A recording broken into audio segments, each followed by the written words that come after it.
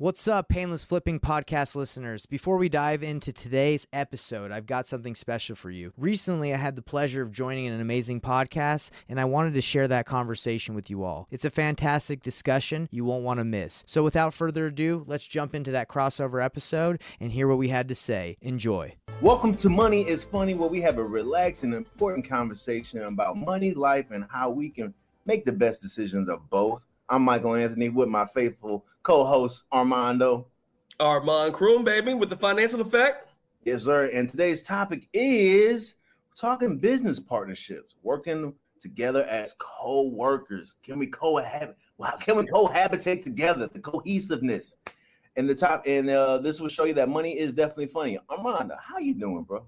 I'm doing pretty good. To be honest with you, our co-workerness is day to day sometimes. So I'll be really interested to see how Nathan is doing with his co-worker, because I'll be ready to kill you some days, but it's all good. Yeah. I love you. I know how you feel about the subject. This is part two. This is kind of part two on the same topic. So we're gonna go ahead and squeeze some more of that fruitful juice out of this lemon. You know what I'm saying? The black of the berry, baby. Man, I gotta be honest with you, Armand. I don't know if you've never done it. Yo, my man asked me to do the carnivore challenge with him. We're doing the carnivore diet. You ever done it? You ever heard of it? I know. You know how I feel about meat. I know how you feel about meat, and that's all there is.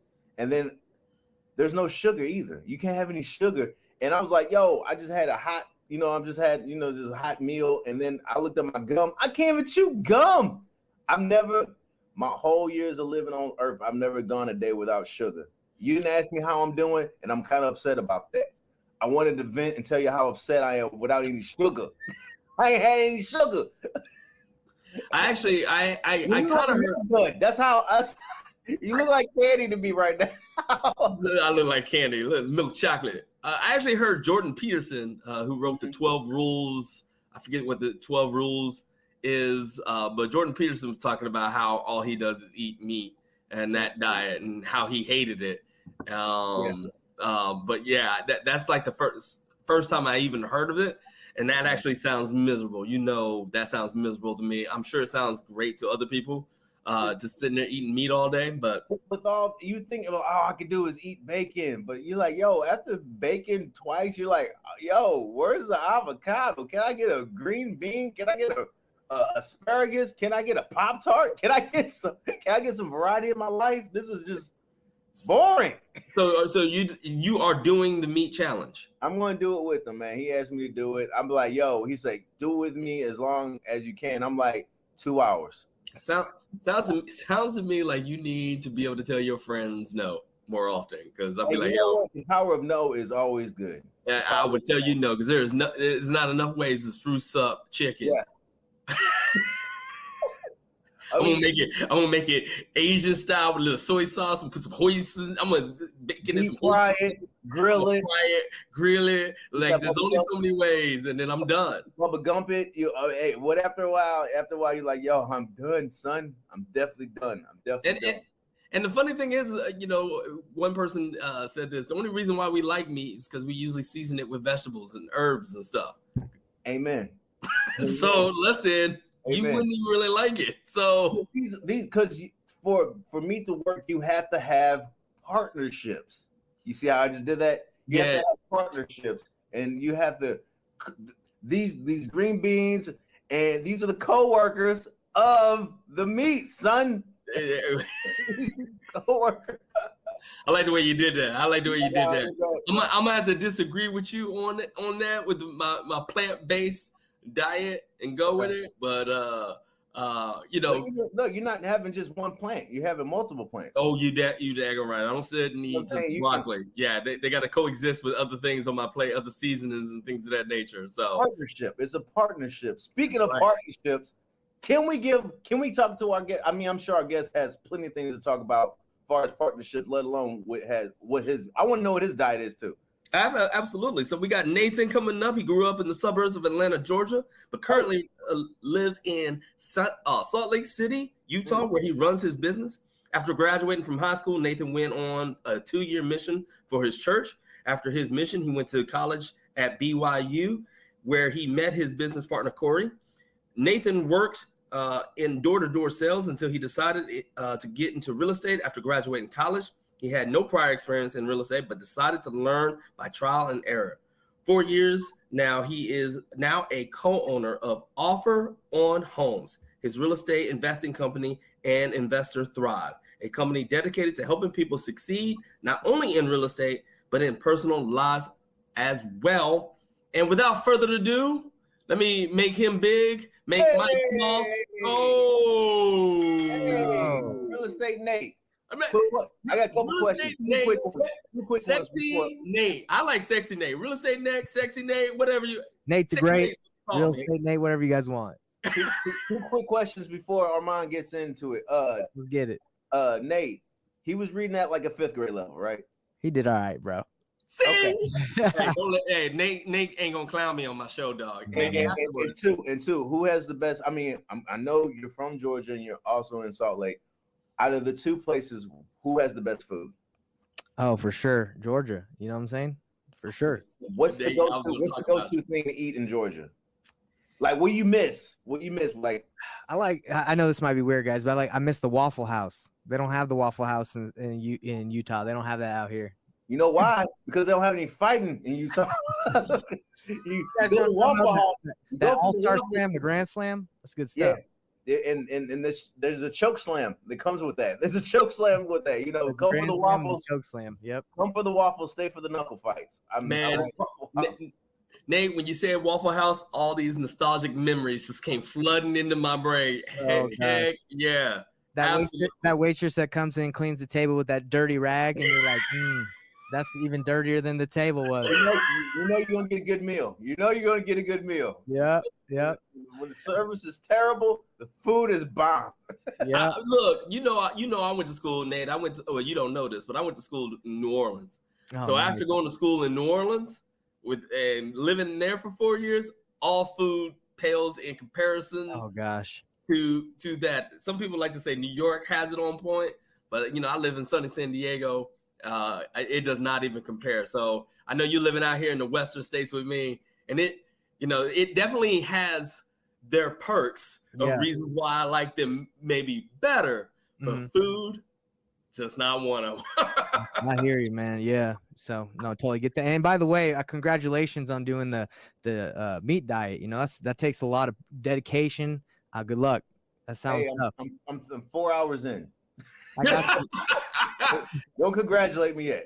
Like he said, lots of dedication. Yeah, bro. I mean, check back with me at 7 p.m. See where I'm at. Yeah, man. I meal prepped last week, and I made like 5 chicken breasts that I would eat every day, and I don't ever want to see chicken ever again. And I was eating other stuff with it. So of course. Yeah, totally. I would have never thought there would be a diet where someone would be sneaking a green bean. What you doing with that broccoli? Get out of here with that broccoli. Yeah, bro, or like a nice juicy apple or something. Now y'all are trolling me now. Let's get into the subject. Man, it just trickle off your chin a little bit. The juice. I hate you. Right. I hate you, man. So Nate, quick. So you got a business partner. How did you go about picking him as your business partner? Like, tell me the history. You know, it was really interesting. Right when I was in college, he was my good friend, and after college, I was doing the door-to-door thing like I told you guys in my intro, and my buddy, we graduated, and he was doing tech sales, right? And while we were in college, he would do lease options. His dad was wholesaled a lot. He sold a lot of properties. So I was like, man, I'm tired of knocking doors, moving from place to place in the summers, because that's how door-to-door is. You go every summer to like a new area. So I was like, man, I'm tired of that. But what's the next best thing? For me, in my opinion, I'm a sales guy. What can I do? Real estate. So I basically reached out to him, said, hey, dude, your dad does wholesaling. You did a little bit in college. Like, quit your job and let's go for it. And that's pretty much how it started. So how did I pick my partner? Well, I just picked someone I liked, and I was like, hey, you have some experience. Let's go. Let's do it. Awesome. I like the fact that you called him and told him quit your job. Yeah, I was like, I know you don't. I was like, I know you don't want to do that. Let's go. That quitting a job gives that type of urgency to really make things work. Because I feel like something Eddie Murphy has said in an interview was talking about, he never had a backup plan. Like Same thing with Trevor Smith, aka Busta Rhymes. He said the same thing. He never had a backup plan. Same thing for Eminem. I'm big into rap. Yeah. But there was just a lot of entrepreneurs and a lot of people never had a backup plan because this has to work. And Right. would you feel like that type of urgency of saying, let's quit your job, and you having the gall to tell your buddy to quit his job? Yo, I gotta be real with you guys. I gotta shoot you straight. Both our wives had jobs at the time. So Oh, there it is. I was wondering, it was gonna be my next question. I was like, were they married? Were they married? Yeah, we're married. So our wives had jobs. So the security was, I'm a pretty frugal guy. He's pretty frugal. So we knew like, hey, if it wasn't gonna work out, like we'd be all right, right? So behind every strong friendship is another strong two women. Now, well, so you know, I know this isn't the topic, but you know, there is a partnership in marriage. So you know, it ain't nothing worse than a man who ain't bringing no money home. Were you getting a little bit of side eye for a while there, like when you was trying to build this up? Well, the good thing about it was when I was doing door-to-door sales, I had made a lot. So I had a lot that was saved. Yeah. So she really didn't give me any problems because money wasn't an issue wasn't an issue. Does that, you know what I'm saying? Yeah. Right. So you got into real estate and you was able to build that up pretty quickly, Right. Before you ran out of money or whatever the case may be. And so For that sure. dynamic didn't change too much. She No. didn't come in and going broke mother. But hey, I will be real. You know, it hasn't always been great, right? It's been ups and downs, roller coasters, deals Spill not the tea. through. Talk about it. Yeah, and the thing is, you know, the side eye is a real thing, you know, and whether or not she wants to, you know, say that or not, but that's just how people are, you know. It's like, hey, you doing this, you know, I got to see results, and it's been up and down, but that's entrepreneurship, you know. And I think real people that actually truly love you hold you accountable to your word.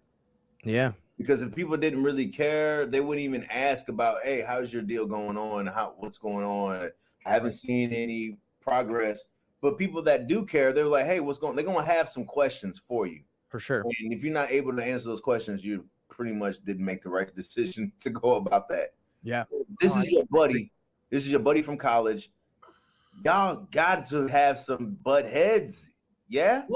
Well, before we get into that, though, I will say this. So, y'all, I know you guys are button heads, but also with the wife dynamic, because I know when I was an entrepreneur, when you're talking to people outside of entrepreneurship, they don't really understand what it is that you're doing. They don't understand the numbers. And so you're trying to explain to your individual wives, and, you know, they don't really know what money's coming in, what deals are coming, what broke, whatever. They don't. You can explain it to them, but it's because they don't live it. But now you have this partner who, yes, you might butt heads with, but there's a whole other dynamic. So tell me, like, who is in charge of what? Who has the gift of this? Who has the gift of that? And how have y'all been able to navigate this so that other people who are thinking of partnering up can maybe do a better job, if you will, if you're going to partner with somebody? Yeah, man. I mean, I would say I have the gift of being outgoing. You know, the gift of gab. I mean, if you met my business partner, he's pretty much the opposite of me. He's very chill, you know, like can't be, like I experience highs and lows in my attitude, not my attitude, but like in my feelings and like how I live life. Like I'm very like this, you know, like I'm excited one day and next day I'm like, man, I keep my mindset straight, but I do feel like the ups and downs. Right. But he's like very even keel, like, you know, nothing can sway him. So that's been really helpful for our relationship, is just his attitude of being like, hey, we got to keep going. Even though we're running into hard times, like we just got to stay consistent. Right. So that's like his superpower, is to be, you know, even keel, relaxed, like always being, you know, consistent. Right. With his emotions. Mine's been outgoing, but also, you know, been up and down. So that's why our partnership has worked well, as the emotions, right? As an entrepreneur, emotions, like some people, if they get sued or if something crazy happens, they're ready to shut down the business immediately, right? They're like, hey, let's shut it down. But for us, like when things have gone crazy, like we're pretty good at staying, like, you know, consistent, even though things have happened and will continue to happen. That's just how it is. So okay. Now, yeah. How long you guys been working together? 4 years now. 4 years. 4 years. And so what is your main role in the company and what is his main role in the company? So up until about 8 months ago, he was basically running the operations of the wholesaling real estate business, and I was running the sales team and training and closing deals. So I would do like the sales, and he would just make sure everything ran in the background. And then I went off and started Investor Thrive, so I could teach people, how to get deals, how to master the sales process to get more deals with less leads. And I've been doing that. So he's taken over the wholesaling business, the real estate business, and I'm doing this over here. But so that's kind of how we split it up and how it's been able to work. Okay. So yeah, basically you got y'all's own individual balls. And you own your own little court, but you guys got to come together at some point to figure out the vision, growth, where you guys are trying to go. Have y'all come together and put that together? Like what goals you're trying to obtain, how big you want the company, like. Yeah. So for the wholesaling business, like our goal is to just consistently do multiple deals a month, right? Okay. But for like Investor Thrive, it's get like a certain amount of students. But it is interesting as a partnership, like where we used to work more together, we kind of like do our own thing now, which, at the same time, it's funny that we're talking about partnerships because I've talked about that with someone else today.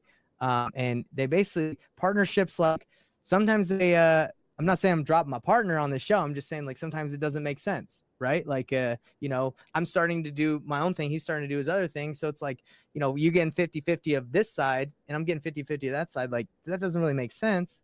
So that you also have to have conversations, like tough conversations as partners to kind of figure out like, hey, this is this isn't working, or like maybe I'm doing a lot more than you are. But that's the great thing about our relationship too, as a partnership, is we can have those tough conversations, those awkward conversations, and come to a conclusion where, there's no hurt feelings. Is there a certain tact how you go about with those difficult conversations? Like you guys are friends. Do you do you talk about it at the house, or do you, be like, hey, we have to have a talk? That's a good question. Because the reason why I partnered with my business partner in the first place is because like we are very open and honest in the beginning, like full 100% trust. I know he wouldn't do anything crazy. Like he trusted me. So when we have to talk about some, like we actually had to talk today about our partnership, guys. Like, to be real, this is crazy, but we talked about it, and I just said, hey man, I got to talk to you about something. You got some time? We sat down. We actually have our weekly meeting where we talk about both companies. So we talked about it there, and there was no tempers flaring, no hard feelings. It was just we needed to talk a little bit more, and so I think if you can start a partnership with the open and honest communication in the beginning, that's really, really important. You shouldn't be getting in a partnership with anyone that you can't be honest, and there's like tension already when you talk about money or stuff like that. 100%. Yeah. Happened sometimes where you guys had butt heads and quote unquote have fights or like falling outs a little bit? Man, to be honest, not really. Like he's like I told you, he's like this, right? And I'm like this. So I know how he is. So when we talk, it doesn't really get heated. Because you feel him out. You already like, all right, this is how I should go about this. I know he's probably not feeling that just by his mannerisms. Yeah, and I'm never like money has not been a problem with us. Like we're not like money hungry or anything. So it's, when we talk about issues, like things like partnerships and splits, it's not like some that he feels like I'm trying to take something from him because I'm greedy. It's not like that. It's more of, I don't know, just addressing concerns and problems. And like I said, we had one today, went well. So yeah, that's just how it is. Yeah. It sounds to me like your relationship is much like a lot of my healthy relationships with some of my guy friends, where I will go out of my way not to fight with you. Like I just, if you think this is unfair or whatever, here, like just fine, or you feel like I need to do this to square this away for you, fine. One thing I'm not going to do is fight with you about money or this little square or this, that, the other. Because you're my boy, or we go way back, and I just don't want any animosity. So whatever I need to do, and as a matter of fact, I did that. I tried to do that in one of the partnerships that I had. Mm-hmm. And just I had a partnership. I joined teams with a guy. He had me sign a contract that said, hey, stay for 5 years. I stayed the 5 years so that we would be cool afterwards. And we still weren't cool afterwards. He still felt like I was disloyal to him because he still wanted the money. So, it is tough, Yeah, for me, turned me off to partnerships. But at the same time, it taught me a lot of lessons of kind of like you are teaching other people how to do real estate and sales and things of that nature. If I ever team up with somebody, I want to be more open and honest and try to do what's right with them and just kind of open up the books and say, hey, here it is. This is how much I make. This is how much you make. Do we agree that this is fair? Yeah. Like, can I, I talked to a guy, I don't know if you guys know his name, Tom Kroll. Have you ever heard of him? I feel like I have. So I had a conversation with him. He started the company, I think, Wholesaling Inc. It's like it's a platform to get a bunch of like coaches on there. But anyway, we had this conversation this morning, right? Because I'm talking to him. He's in one of my mastermind groups, and he basically this is what he told me on the call. He's like, number 7 rule of business. Number 7 is never partner when you can hire. That's what he told me. And this guy's like high level, right? He's like made millions and millions of dollars off of coaching. So he's just giving me this information as we're talking about partnerships right now. He's like, hey, you have a partnership? And he told me like his opinion, right? So this is someone that's made it. And he explained to me, he's like, hey, look, you're 50-50 with your partner, which I am right now. It's like when you're making 10, 20, 15 million off of your coaching in the future, it's going to be really hard to give that person half if it's not really involved in the business, right? So he brought up those things that like I'm not really thinking about right now, but he's like, look, man, like he might be your boy, but you're not going to be wanting to split it 50-50 again if he's not even involved. And right now he's doing the real estate and I'm doing the coaching. So he's not really involved. And that's the conversation we had today. So is that a tough conversation to have? Not really. It's just common sense, man. I'm not going to want to give you half, or you wouldn't want to give me half if I'm not even touching it. Right. So I think you just have to realize, look in the future, which I wasn't, guys. Like that's why this conversation is cool right now. And I had earlier, it's like, when you partner with someone, you got to almost understand like, hey, if this, grows to this, like, are we going to feel comfortable doing this? Like we need to be able to have this conversation later, and it probably will still hurt later or be awkward, but and at the same time, at least, you already had the conversation. So this ain't new. This isn't new. When you went into a relationship, and eventually we'll have to tear this Band-Aid off eventually. Yeah. Right. And I think a lot of people, and the reason why I partnered, guys, is because in the beginning I didn't know what I was doing, and I wanted a sense of like a partnership or security or someone that I could go into battle with where I didn't feel alone. And I think a lot of people do that in the beginning because they're like, hey, maybe I don't know this, but let's do this together. What I see for a lot of people that done business for a long time, they just rip the Band-Aid off and they just do it, right? They've learned enough. So partnerships, I think, are great in the beginning. Just be aware that you have to have that conversation. You're going to have to talk. You're going to have the talk, and you're going to have open, honest communication. Will I always be in a partnership with my boy? I don't know. And I've even told them, like, hey, if it doesn't make sense, no, I'm not because we're not boys, but that's just how it is. So that's where I'm at, man. Oh, that is awesome. And this is a great conversation. You guys will continue to be friends after whatever, if you guys do decide to split ways with the business ship, yeah? Yeah, 100%. Like, because again, it's not to me, it's not about the money, but it's also like, does it make sense? Like, let's take it back to you're not involved, right? So, if someone came into my business and was like, hey, can I have 50% for not doing anything? Like in the future, like after we do millions, I'd be like, hey, no, I can give you like 10. I can give you, I can pay you out, whatever makes sense. And vice versa. Like, let's say the wholesaling business just skyrocketed, and I was literally just sitting on a beach. Like, I don't want 50% and you're running the whole thing. I don't need 50% for that. All right, totally. So Aman had a question that we were speaking about earlier. What is your view right now on the real estate market right now? And what is my view on the real estate market? I mean, it really depends what market you're in. I'm in Salt Lake City. We've done deals nationwide. We still do deals nationwide. I think you just have to get good deals if you're going to sell them to wholesale them, right? You have to you can't, over the last 2 years, you've been able to just kind of sell whatever, right? Like the inventory's been low, so people are just taking their shots. But now investors, flippers aren't buying crap from wholesalers unless it's a great deal. So my thought is, if you're gonna keep flipping, which we flip, you got to do a great job, because your product, your home has to stand out from the other properties that are on the market. So you got to do a good job. No more wholesaling and putting something out there and just hoping someone gets it, right? So flipping, you have to do a really good job. goes back to doing a really nice rehab, and then wholesaling, you got to get a really good discount. So now that's kind of take my a step perspective. back. You use this term wholesale. Not everyone knows what that is. Can you explain a little bit more about that? He's Yeah, asking for a friend. Yeah. So wholesaling, all it is I connect to a seller. I tell the seller, hey, I'm planning on purchasing your property, and you have the intention either to close on yourself, or you are going to assign your rights in that contract. Once you get the seller to sign for $200,000, you assign your rights to buy the house for $200,000 to an investor for $220,000, and you make the difference. So you're wholesaling your contract and assigning it to another buyer for a fee, and that's what that's what wholesaling is essentially. Is just assigning your rights to buy something for a fee. And the reason why you have to get a good deal is, if you get it at a price that's not low enough, no one's going to take the property, right? You're not going to be able to assign it to someone. So you have to get good deals so you can still make big spreads, or, generous spread. Yeah. And does it help to go in cash typically? Yeah, for sure. That's what, as wholesalers, that's what we do. We just say, hey, we're going to buy your house all cash, and then get the contract, and then you assign it. So cash is king, right? I tell you what, in my world where my clients are like trying to buy a home, they're like, man, somebody came in with cash and just got it.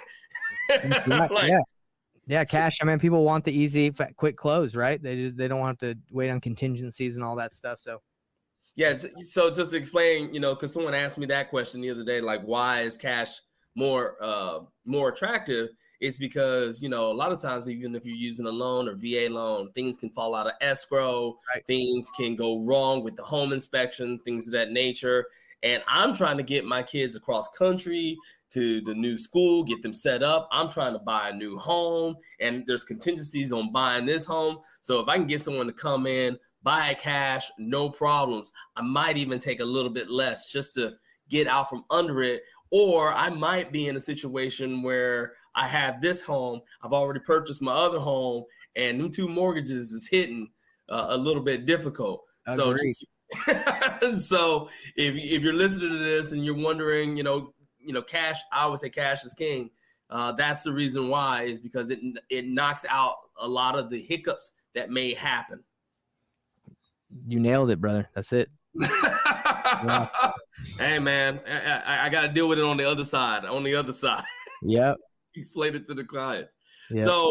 So your thought process is, regardless, because, right now the Fed is raising interest rates, which is probably not a bad thing for you, because obviously the housing market is cooling down, because it's not going down super fast, but it's going down. Since you're paying in cash, that doesn't really impact you that much. And so that means there's more deals, maybe better deals, because things are sitting on the market, correct? Exactly. So the opportunity for wholesalers right now, people that are looking for deals, is probably going to be greater, because people can't just list their home and sell it like that, like they used to. So now people are like, man, I don't know if I want to list this and wait. I'll just take the cash offer, right? That's kind of essentially like why people are getting excited as cash buyer, as wholesalers, as like cash buyers right now, is because the opportunities will probably increase. But then, the flip side is now flippers are like, I'm gonna be a little bit more skeptical about what I buy it at. So it helps the people find more deals, but then you got to sell them or assign them to someone else, and the person that's paying you is like, I don't know, hold on. So that's kind of like where we're at right now. I think it will, flippers and people that are flipping the houses will feel a little bit more confident, as if we see a little bit with more time. But that's kind of what's happening right now. So one last question before because I gotta keep it tight on time, but I gotta ask the question. So what's your feeling on Zillow getting into the game? How are they competing with you? Are they back in the game? I thought they dropped out. I heard they were getting back into the game and possibly trying to control the market. You know what, man? Bring it on, Zillow. Because yeah, man, bring it on. There's other companies doing it too, right? Coming in with big. There's enough. I mean, people are always going to want the personal touch, right? They're going to want me to come and, meet with them or talk to them on the phone. There's enough houses to go around. I'm not worried about it. Okay. Right. Real Estate Nate, thank you so much for your time. If someone gets some more information from you, how can they get in contact with you? I got a couple places they can reach me. I got at Nathan Payne Official is my Instagram, at Nathan Payne Official. I have my YouTube channel that I drop a lot of good content on. It's Nathan Payne. If you just search Nathan Payne or Nathan Payne Investor Thrive, investorthrive.com. you know, I got some free training on there. Go on there. You get some free stuff on how to make money in real estate. And then I have a Facebook group called Wholesaling Real Estate Mastermind. It's you come in, I teach, you know, I can help you out, learn how to wholesale a little bit. So yeah, that's where they can reach me on any of those things, and I'll be there. Awesome. Any books or anything? Any literature anybody can? You know what, man? I haven't written a book yet. Someone talked to me the other day about writing a book, and he wanted about $18,000 to write it, and I was like, that's a lot, bro. So I might write a book in the future, but not right now. You did say yet, so Oh yeah. We'll get back to that. We'll get back to that. Guys, if you enjoyed the show and you want to hear more information about financial wealth and well-being, please tune in next week where we'll be talking about what are we gonna be talking about next week, Armand? Man, we're gonna be talking about more business partnerships. So more business partnerships. And how about I didn't ruin it, guys? You didn't. Hey man, not to cover off the ball. You good? You can find me at the Real Mike Jones, and Armand. Where can they reach you at, brother? Man, you can find me at croonfinancial.com, The Financial Effect. You can find me anywhere. Come look for me. Follow him, and he'll be at Ralph's too. Thanks for listening, and thanks for listening to Money is Funny. Take care and be easy, and watch your dollars.